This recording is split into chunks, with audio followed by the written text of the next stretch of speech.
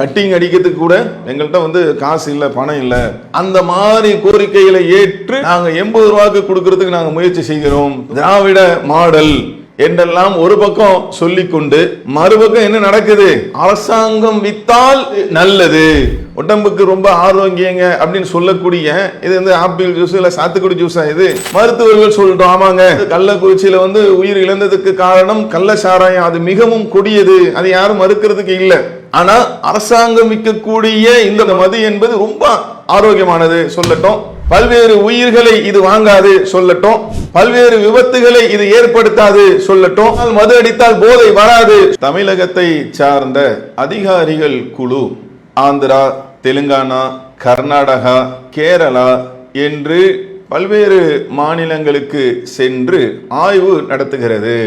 உண்மையிலேயே இது மாதிரி செய்திகளை கேட்கும்போது நமக்கெல்லாம் ஒரு சந்தோஷம் ஏற்படும்.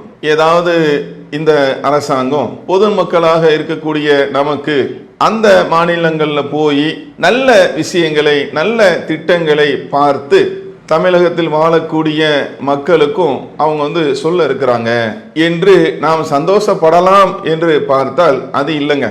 எதற்காக சென்றிருக்கிறார்கள் என்று சொன்னால், அதிகாரிகள் குழு அந்த மாநிலங்கள்லாம் போய் ஆய்வு நடத்தக்கூடிய விஷயம் என்ன தெரியுமா?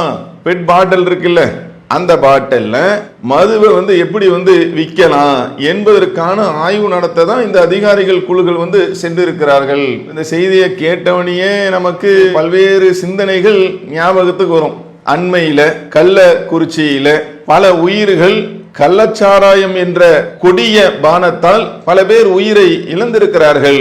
அந்த குடும்பங்கள் வருத்தப்படக்கூடியவர்களாக, கவலைப்படக்கூடியவர்களாக இருக்கிறார்கள். பல்வேறு உயிர்கள் இப்பதான் சென்றிருக்கிறது. அதுக்குள்ளாக என்ன நடக்குதுன்னு பாத்தீங்கன்னா, இந்த மதுவை பெட் பாட்டிலில் கொடுப்பதற்கு ஆய்வு நடந்து கொண்டிருக்கிறது. என்ன காரணமா? அரசாங்கம் நடத்தக்கூடிய மது கடையில மது வாங்கி அருந்துவதற்கு இவர்களுக்கு வசதி இல்லாமல் கள்ள சாராயம் குடிக்கிறார்கள். அது குடிப்பது மிக ஆபத்து, அதனால உயிர் போய்விடும். இந்த மது குடிக்கிறது மட்டும் நல்லதா? அதனால நாங்க என்ன செய்ய போறோம்? விலையை குறைத்து 90 மில்லி அந்த அளவு 80 ரூபாய்க்கு விற்கப்படலாம் என்கின்ற ஒரு எதிர்பார்ப்பு. என்ன செய்யறாங்க? தமிழகம் முழுவதும் செப்டம்பர் மாதத்தில் இருந்து தமிழகம் முழுவதும் பெட் பாட்டிலில் மது விற்கக்கூடிய இந்த நிலை என்பது அமலுக்கு வரும். ஒரு விஷயத்திலிருந்து உன்னை விளங்கணும் அப்படின்னா, அந்த நிகழ்வு நடக்காமல் இருப்பதற்கு அறிவுபூர்வமாக என்ன செய்யணுமோ அதைத்தான் செய்யணும். கள்ளக்குறிச்சியில இத்தனை உயிர் போயிருக்கு. அதுல என்ன சொல்றாங்க? ரெண்டா பிரிக்கிறாங்க. அரசாங்கம் வித்தால் நல்லது. இதென்ன ஜூஸா? இது ஆப்பிள் ஜூஸ், உடம்புக்கு ஹெல்த்துங்க, உடம்புக்கு ரொம்ப ஆரோக்கியங்க அப்படின்னு சொல்லக்கூடிய இது ஆப்பிள் ஜூஸ் இல்ல சாத்துக்குடி ஜூஸா? இது இல்ல மருத்துவர்கள் சொல்வார்களா? மருத்துவர்கள் சொல்லிட்டோம். ஆமாங்க, கள்ளக்குறிச்சியில உயிர் இழந்ததுக்கு காரணம் கள்ள சாராயம், அது மிகவும் கொடியது, அது யாரும் மறுக்கிறதுக்கு இல்லை. ஆனா அரசாங்கம் விற்கக்கூடிய இந்த மது என்பது ரொம்ப ஆரோக்கியமானது சொல்லட்டும். பல்வேறு உயிர்களை இது வாங்காது சொல்லட்டும். பல்வேறு விபத்துகளை இது ஏற்படுத்தாது சொல்லட்டும். மது அடித்தால் போதை வராது மருத்துவர்கள் சொல்லட்டும். இருக்கா? சொல்ல முடியுமா? இவர்களுடைய இந்த பார்வையே தப்பு. அங்க உடனடி மரணம் என்றால் இங்கே தாமதமாக பல நேரங்களை எடுத்து என்ன செய்து இது மரணத்தை தருகிறது. தெரியாதா? சாதாரண குடிமகனுக்கே தெரியுதுங்க. நான் சொல்றது நாட்டுல வாழ அந்த குடிமகனை சொல்றேன், தண்ணி அடிக்கிற குடிமகனை சொல்லல. தண்ணி அடித்து அடித்து மது அடித்து அடித்து உடல் எல்லாம் மெலிந்து கல்லீரில் பாதித்து உள்ள இருக்கக்கூடிய அத்தனை உறுப்புகளும் பாதித்து மருத்துவர்கள் கூற்று அதுதானே. உடல் எல்லாம் மெலிந்து நார்மலாக இருக்கக்கூடிய மனிதன், ஆரோக்கியமாக இருக்கக்கூடிய மனிதன் சிந்தனை இல்லாமல், உடல் பலம் இல்லாமல், தன்னுடைய குடும்பத்தை காக்க முடியாமல், பெற்றோர்களை காக்க முடியாமல், கட்டிய மனைவியை காக்க முடியாமல், பெற்றெடுத்த பிள்ளைகளை பாதுகாக்க முடியாமல், படிக்க வைக்க முடியாமல், இன்னும் எத்தனை எத்தனை அவலங்கள் நடந்து கொண்டு இருக்கிறது நாட்டில். நீங்க வெறும் வருமானத்தை தான் பாப்பீங்களா? எத்தனை கோடிக்கு விற்கணும் டார்கெட்? தீபாவளியா 750 கோடி, பொங்கலா இத்தனை கோடி, அந்த பெஸ்டிவலா இத்தனை கோடி என்று இந்த நாட்டை ஆளக்கூடிய அரசாங்கம் என்பது குடிமக்களுக்கு தானங்க ஆட்சி. இந்த நாட்டில் இருக்கிற குடிமக்கள் எல்லாரும் நல்ல விதமாக இருக்க வேண்டும், அதுக்கு தானே ஆட்சி. ஒரு அரசாங்கம் என்பது நன்மை தானே நாடணும். இங்க அதுவும் நடக்குது. நீங்க டார்கெட்டை பாக்குறீங்களே, மறுபுறம் இந்த மதுவினால் ஏற்படக்கூடிய பிரச்சனையை பார்த்தீர்களா? எத்தனை எத்தனை புள்ளி விவரங்கள் இருக்கிறது, எத்தனை எத்தனை விபத்துகள் நடந்து கொண்டிருக்கிறது, அதனால் எத்தனை பேர்கள் வந்து மரணிக்கிறார்கள். மதுவினால் இத்தனை வருமானங்கள் வருகிறது என்று கணக்கிடக்கூடிய அரசாங்கம், இதனால எத்தனை உயிர் பறி போகுது, எவ்வளவு பேர் வந்து விதவிகளாக இருக்கிறார்கள், வாழ்க்கை இல்லாமல் இருக்கிறார்கள். இதெல்லாம் வந்து நீங்க யோசிச்சு பார்க்க மாட்டீங்களா? எத்தனை பிள்ளைகளுக்கு படிப்பு இல்லாமல் போயிருக்கிறது. அப்ப இந்த ஒரு சிந்தனையே தப்புங்க. மதுவினால் வரக்கூடிய வருமானத்தை வைத்துதான் எல்லாத்தையும் நாங்கள் நடத்துவோம் என்று சொல்லக்கூடிய நினைக்கக்கூடிய இந்த சிந்தனை என்பதே தவறு. மக்கள்லாம் வந்து ரொம்ப சிரமப்படுறாங்களாம். மக்களுக்கு எத்தனையோ கோரிக்கைகள் இருக்கிறது, அதெல்லாம் செவி சாய்க்காதவர்கள் இதுல என்ன, அது கூட வந்து குடிகாரல்னு சொல்லிடக்கூடாதாம். இவங்கெல்லாம் வந்து கோரிக்கை வைக்கிறாங்களாம், எங்கள்கிட்ட வந்து காசு இல்லை, பணம் இல்லை, கட்டிங் அடிக்கிறதுக்கு கூட.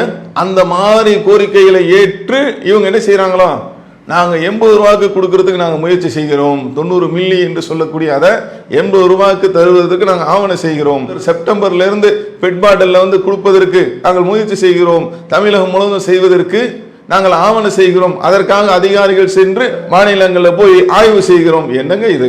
இதுக்கப்புறமும் யோசிக்க மாட்டீங்களா? கண்ணு முன்னாடி நடந்திருக்கிறது. எந்த அளவுக்கு ஆயிடுச்சு தெரியுமாங்க? சமீபத்தில் திருச்சியில ஒரு வழக்கு, அதுல வந்து மருத்துவ கழிவு அதை சுவாசிச்சு என்ன செய்யறாரு, ஒருத்தர் இறந்துறாரு. அவங்களுடைய தகப்பனாரு மதுரையில் இருக்கக்கூடிய உயர் நீதிமன்றத்தில் மனு செஞ்சு என் மகனுக்கு 10 லட்சம் இழப்பீடு தரணும். என்ன சுட்டி காட்டுறாங்க தெரியுமா நீதிபதி? மருத்துவ கழிவை அவர் சுவாசித்து அதன் மூலமாக ஏற்பட்டது என்பது அது வந்து விபத்து. ஆனா அங்க நடந்தது என்னது, வேணும்னு போய் கள்ளசாராயம் கொடுத்து உயிரை விட்டவங்களுக்கு எல்லாம் 10 லட்சம். எதுக்கு? மக்களுடைய வாயை மூடுறதுக்கு. அப்படி நீங்க செஞ்சுட்டா வந்து சரியாயிடுமா? கள்ளக்குறிச்சியில நடந்த நிகழ்வுக்கு நீங்க 10 லட்சம் தரக்கூடிய இவர்கள் ஏன் இந்த நிகழ்வுக்கு ஏன் தரக்கூடாது? இது விபத்து. நீங்க அது மாதிரி நல்லா யோசிச்சு பாருங்களேன். எத்தனையோ விபத்துகள் நாட்டில் நடக்குதுங்க. ஒரு குடும்ப தலைவன் காலையில வராரு, வேலைக்கு போறாரு, எதிர்பாராத விதமாக விபத்து நடக்குது, அவங்களும் கொடுத்தீங்களா 10 லட்சம்? ரயில்ல பயணிக்கிறாங்க, உதாரணத்துக்கு சொல்றேன். எத்தனையோ விபத்துகள் ஒவ்வொரு நாளும் நோய்வாய்ப்பட்டு இறக்கிறார்கள். கொரோனா பாத்தீங்கன்னா எத்தனையோ குடும்பங்கள் தத்தளிக்கக்கூடிய ஒரு நிகழ்வு. எத்தனையோ பேர் வந்து மரணத்தை தழுவினார்கள், அவங்களுக்கு எல்லாம் கொடுத்தீங்களா? உடல் பலகீனம், நோய், விபத்து, இந்த மாதிரி ஒண்ணுக்கு 10 லட்சம் அறிவிப்பு செஞ்சீங்களா? இல்ல லட்சக்கணக்கில் அறிவிப்பு செஞ்சீங்களா? ஆனா இங்க என்ன நிகழ்வு? கள்ளசாராயம் குடிச்சு இறந்தவன மக்கள் எல்லாம் இந்த பக்கம் திரும்பி விடக்கூடாது, மதுவுக்கு எதிராக வந்து இறங்கி விடக்கூடாதுனால உடனே என்னமா 10 லட்சம். அதுதான் சுட்டி காட்டுறாரு. கள்ளசாராயம் குடிச்சு இறந்தவங்களுக்கு 10 லட்சம் கொடுத்தீங்களே, இதுக்கு தானே, இதுக்கு கொடுக்கலாமே என்று நீதிபதி அவர்கள் சுட்டி காட்டக்கூடிய, ஒப்பிட்டு சொல்லக்கூடிய அளவுக்கு இன்னைக்கு நிலைமை இருக்கு. இந்த மதுவினால் ஏகப்பட்ட பிரச்சனைங்க. கணவன் மனைவிக்குள்ள சண்டை எந்த அளவுக்குன்னா பல்வேறு இடங்களை நம்ம பார்க்கிறோம். குடிகார கணவனினால் தொல்லை தாங்க முடியாத அந்த மனைவி ஒரு கட்டத்தில் விரக்தியின் நிலைக்கே சென்று கணவன் என்று பாராமலும் அடித்து கொள்ளக்கூடிய நிலை நடக்கா இல்லையா? பேப்பர்ல வரலையா? நியூஸ்ல வரலையா? உங்க கவனத்துக்கு வரலையா? ஏன் நடக்குது? மதுதான காரணம். எத்தனையோ குடும்பங்கள் பிரிந்து போவதற்கு மதுதான காரணம். எத்தனையோ பிள்ளைகள் ஒழுக்கம் இல்லாமல், நல்ல விதமாக கல்வி இல்லாமல், படிப்பில்லாமல் உருவாவதற்கு இந்த மதுதான காரணம். இதெல்லாம் வந்து பார்க்க மாட்டீங்களா? அப்ப இந்த நாட்டுடைய மக்களை வேலியாக இருந்து காக்கக்கூடிய ஒரு அரசாங்கம், இந்த சொல்லுவாங்கல்ல, வேலியே வந்து பயிரை மேய்கிறது, எப்படி இருக்கும் பாருங்க. திராவிட மாடல் என்றெல்லாம் ஒரு பக்கம் சொல்லிக்கொண்டு மறுபக்கம் என்ன நடக்குது? புள்ளி விவரத்தோட நீங்க பாத்தீங்கன்னா எவ்வளவு பேர் இருக்கிறார்கள் என்பதெல்லாம் வந்து தெரிந்து கொள்ளலாம். ஒவ்வொரு நாளும் செய்தித்தாள்கள்ல மதுவினால் எழக்கூடிய பிரச்சனைகள், அதனால் ஏற்படக்கூடிய விபத்துகள், இதெல்லாம் வந்து கொண்டுதான் இருக்கிறது. இந்த நாட்டை ஆளக்கூடிய அரசாங்கம் இதுல கவனம் செலுத்தி இப்படி பல பேர் வாழ்க்கை இழக்கக்கூடியவர்களாக, பல பேர் உயிரை இழக்கக்கூடியவர்களாக, பல பேர் தங்களுடைய உடல் நலத்தை இழக்கக்கூடியவர்களாக இருக்கக்கூடிய இந்த மது விற்பனையை வைத்துத்தான் இந்த நாட்டு மக்களுக்கு நீங்க வந்து நல்லதை செய்யணுமா? இந்த நாட்டு மக்கள் வந்து உங்கள்கிட்ட வந்து எதிர்பார்க்கிறாங்களா? சரிங்க, எங்கெல்லாம் எவ்வளவு பேர் வந்து மது அடிச்சு இறந்தாலும் பரவாயில்ல, அவங்க உடல்நிலை பாதிச்சாலும் பரவாயில்ல, எங்களுக்கு நல்லது செய்யுங்கன்னு மக்கள்லாம் உங்கள்கிட்ட கேட்கிறாங்களா? யாருமே விரும்ப மாட்டாங்களங்க. நாட்டில மக்கள் எல்லாம் நல்ல சிந்தனையோடு, நல்ல உடல் ஆரோக்கியத்தோடு, எந்தவித பிரச்சனையும் இல்லாமல், விபத்துகள் இல்லாமல் நீண்ட காலம் உயிர் வாழ்வதற்கு இந்த மது ஏற்படுத்தக்கூடிய விளைவு இருக்க, இதை வந்து நிப்பாட்டணும். கள்ள சாராயம் நல்ல சாராயம் என்று சொல்லி அரசாங்கத்துக்கு இது அழகில்லைங்க. இப்போ எடுத்திருக்க திட்டத்தை பாருங்க, பெட் பாட்டலாம் ஏற்கனவே நிலைமை தலைகீழாக மிக படு மோசமாக போய் கொண்டிருக்கிறது. இதுல வேற என்னவா பெட் பாட்டல். இந்த மதுவினால் ஏற்படக்கூடிய அந்த விளைவுகளை கணக்கிட்டு பூரண மதுவிலக்கை கொண்டு வர வேண்டும். அதே போல இன்றைக்கு இந்த கலாசாராயம் அடித்து 10 லட்சம் நஷ்டஈடாக கொடுக்கப்பட்ட அந்த தகவல்லாம் ஒரு சில பேருக்கு என்ன ஒரு எண்ணத்தை தந்துவிடக் கூடாது என்று சொன்னால், நாம உழைத்து நம்ம கஷ்டப்பட்டு நம்ம சம்பாதிக்கிற பாருங்க, இதுக்குத்தான் நம்ம எல்லாருமே விரும்பணும். அந்த ஆரோக்கியம் தான் வேணும், அதுக்கு தான் பேசுறோம். நம்ம குடும்பத்தை அதன் மூலமாக நம்ம உழைப்பின் மூலமாக வரக்கூடிய அந்த வருமானத்தை வைத்து நம்ம வாழ்க்கையை நடத்த வேண்டும். இந்த மாதிரி தவறான முன்னுதாரணம் என்ன செஞ்சிடக்கூடாது, வந்துடக்கூடாது. என்னது உழைச்சி கஷ்டப்பட்டு அவரு கூட 10 லட்ச ரூபா என்ன செய்ய மாட்டாரு. நிறைய பேர் சிரமப்படுறாங்க, அன்றாட தினக்கூலிகள்லாம் இருக்கிறாங்க.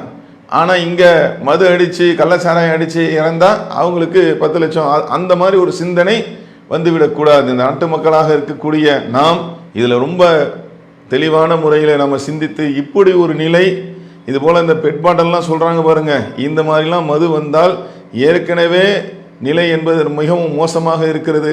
பல்வேறு உயிரிழப்புகள் ஏற்பட்டு கொண்டு இருக்கிறது. இந்த நேரத்தில் இந்த மாதிரி ஒன்றை தமிழக அரசு கைவிட வேண்டும். கள்ளக்குறிச்சியிலிருந்து இந்த இன்னும் பாடம் படிக்கவில்லை என்றால் வேறு வேறு விளைவுகளை இது ஏற்படுத்திவிடக் கூடாது என்பதை எல்லாம் கோரிக்கையாக வைத்து பூரண மது விலக்கை இந்த அரசாங்கம் கொண்டு வர வேண்டும். ஒட்டுமொத்த இந்த நாட்டு மக்களுடைய நல வாழ்வை இவர்கள் உறுதி செய்ய வேண்டும் என்பதை சொல்லி இந்த நிகழ்ச்சியை நிறைவு செய்கிறோம். அஸ்ஸலாமு அலைக்கும் வரஹ்மத்துல்லாஹி வபரகாத்துஹு. இஸ்லாம் மற்றும் சமுதாய செய்திகளை அறிந்து கொள்ள தமிழ்நாடு தௌஹீத் ஜமாஅத் யூடியூப் பக்கத்தை உடனடியாக சப்ஸ்கிரைப் செய்து கொள்ளுங்கள். மேலும் பெல் பட்டனையும் கிளிக் செய்து கொள்ளுங்கள்.